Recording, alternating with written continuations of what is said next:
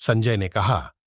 इस प्रकार करुणा और विषाद से अभिभूत अश्रुपूरित नेत्रों वाले आकुल अर्जुन से मधुसूदन ने यह वाक्य कहा।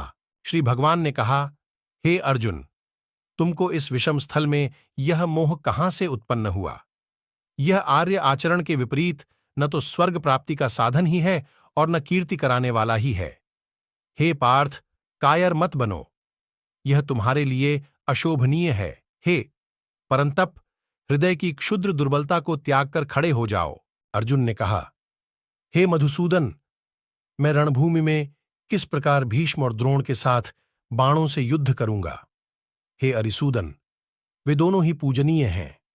इन महानुभाव गुरुजनों को मारने से इस लोक में भिक्षा का अन्न भी ग्रहण करना अधिक कल्याणकारक है, क्योंकि गुरुजनों को मारकर मैं इस लोक में रक्त रंजित अर्थ और काम रूप भोगों को ही भोगूंगा। हम नहीं जानते कि हमें क्या करना उचित है। हम यह भी नहीं जानते कि हम जीतेंगे या वे हमको जीतेंगे। जिनको मारकर हम जीवित नहीं रहना चाहते, वे ही धृतराष्ट्र के पुत्र हमारे सामने युद्ध के लिए खड़े हैं। करुणा के कलुष से अभिभूत और कर्तव्य पट पर संभ्रमित हुआ मैं आपसे पूछता हूं कि मेरे लिए जो श्रेयस्कर हो उसे आप निश्चय करके कहिए, क्योंकि मैं आपका शिष्य हूं। शरण में आए, मुझको आप उपदेश दीजिए। पृथ्वी पर निष्कणतक समृद्ध राज्य को और देवताओं के स्वामित्व को प्राप्त होकर भी मैं उस उपाय को नहीं देखता हूं जो मेरी इंद्रियों को सुखाने वाले इस शोक को दूर कर सके।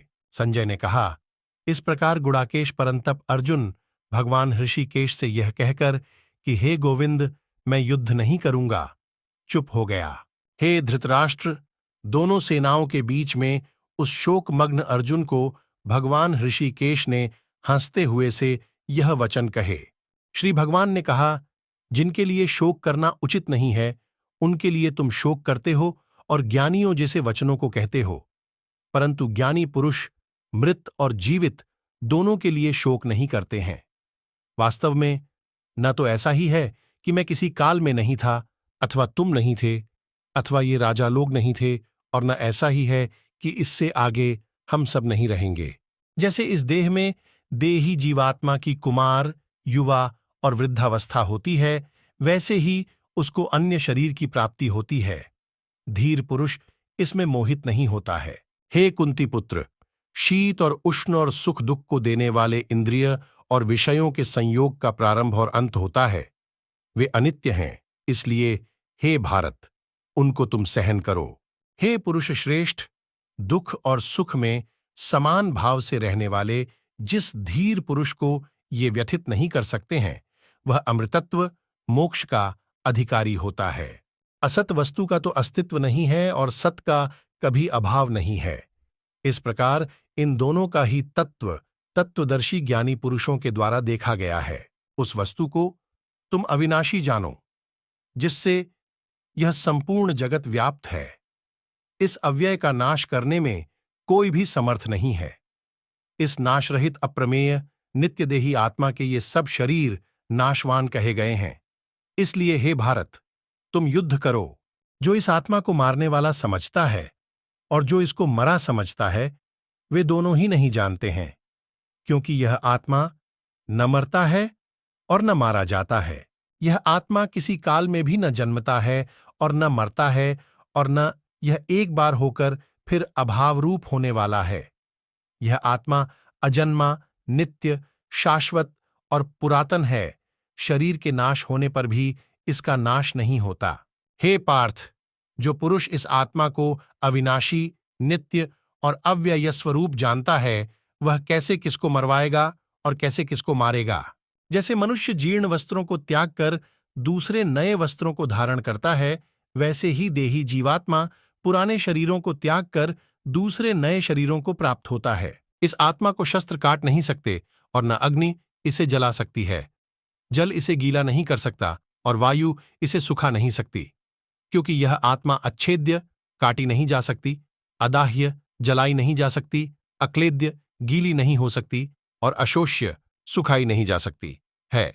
यह नित्य, सर्वगत, स्थाणु, स्थिर, अचल और सनातन है। यह आत्मा अव्यक्त, अचिंत्य और अविकारी कहा जाता है। इसलिए इसको इस प्रकार जानकर तुमको शोक करना उचित नहीं है। और यदि तुम आत्मा को नित्य जन्मने और नित्य मरने वाला मानो तो भी, हे महाबाहो, इस प्रकार शोक करना तुम्हारे लिए उचित नहीं है। जन्मने वाले की मृत्यु निश्चित है और मरने वाले का जन्म निश्चित है। इसलिए जो अटल है, अपरिहार्य है, उसके विषय में तुमको शोक नहीं करना चाहिए।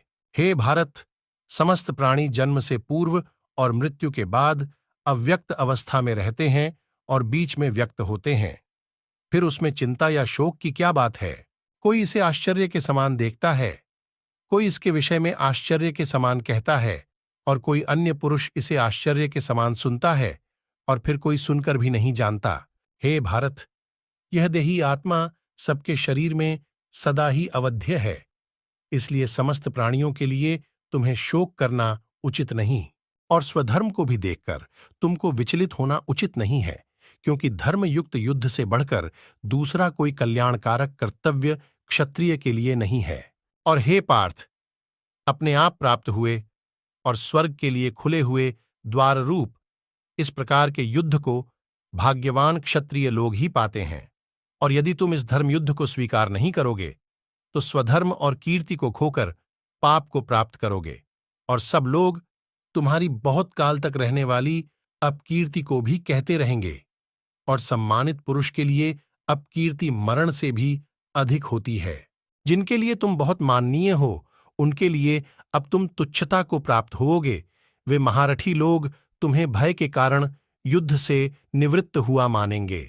तुम्हारे शत्रु तुम्हारे सामर्थ्य की निंदा करते हुए बहुत से अकथनीय वचनों को कहेंगे। फिर उससे अधिक दुख क्या होगा?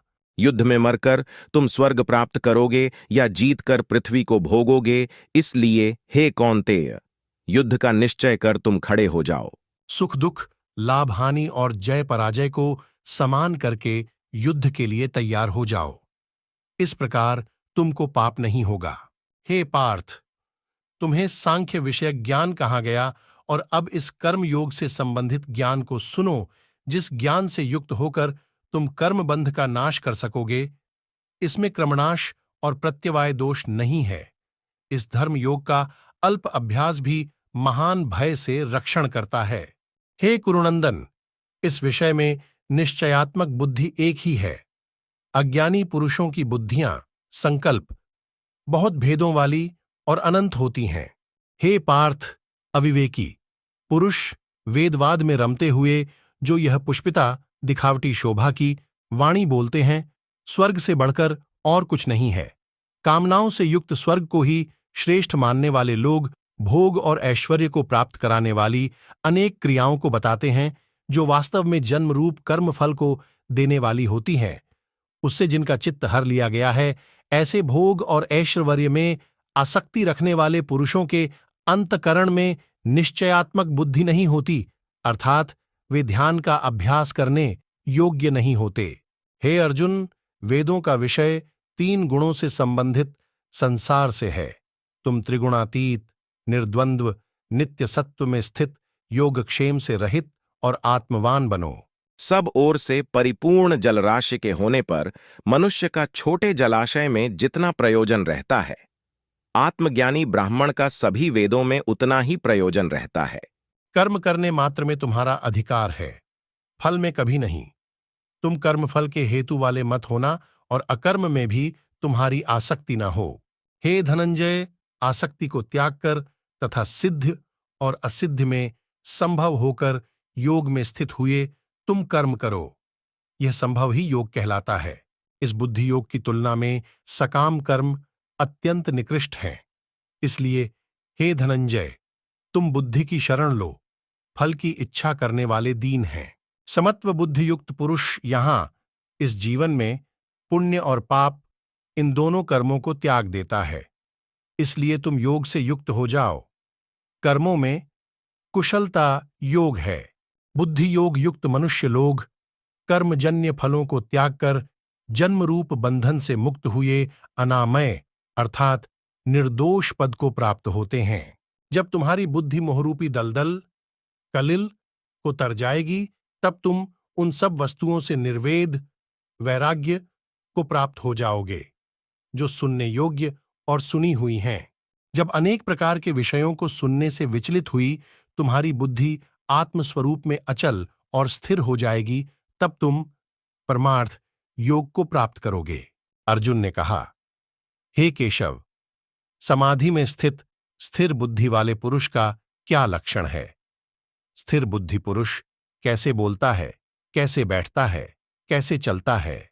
श्री भगवान ने कहा, हे पार्थ, जिस समय पुरुष मन में स्थित सब कामनाओं को त्याग देता है और आत्मा से ही आत्मा में संतुष्ट रहता है, उस समय वह स्थित प्रज्ञ कहलाता है। दुख में जिसका मन उद्विग्न नहीं होता, सुख में जिसकी स्पृहा निवृत्त हो गई है, जिसके मन से राग भय और क्रोध नष्ट हो गए हैं, वह मुनि स्थित प्रज्ञ कहलाता है। जो सर्वत्र अति स्नेह से रहित हुआ उन शुभ तथा अशुभ वस्तुओं को प्राप्त कर न प्रसन्न होता है और न द्वेष करता है, उसकी प्रज्ञा प्रतिष्ठित स्थिर है। कछुआ अपने अंगों को जैसे समेट लेता है, वैसे ही यह पुरुष जब सब ओर से अपनी इंद्रियों को इंद्रियों के विषयों से परावृत्त कर लेता है, तब उसकी बुद्धि स्थिर होती है। निराहारी देही पुरुष से विषय तो निवृत्त हो जाते हैं, परंतु उनके प्रति राग नहीं। परम तत्व को देखने पर इस पुरुष का राग भी निवृत्त हो जाता है। हे कौन्तेय, संयम का प्रयत्न करते हुए बुद्धिमान पुरुष के भी मन को ये इंद्रियां बलपूर्वक हर लेती हैं। उन सब इंद्रियों को संयमित कर युक्त और मतपर होवे। जिस पुरुष की इंद्रियां वश में होती हैं, उसकी प्रज्ञा प्रतिष्ठित होती है। विषयों का चिंतन करने वाले पुरुष की उसमें आसक्ति हो जाती है। आसक्ति से इच्छा और इच्छा से क्रोध उत्पन्न होता है।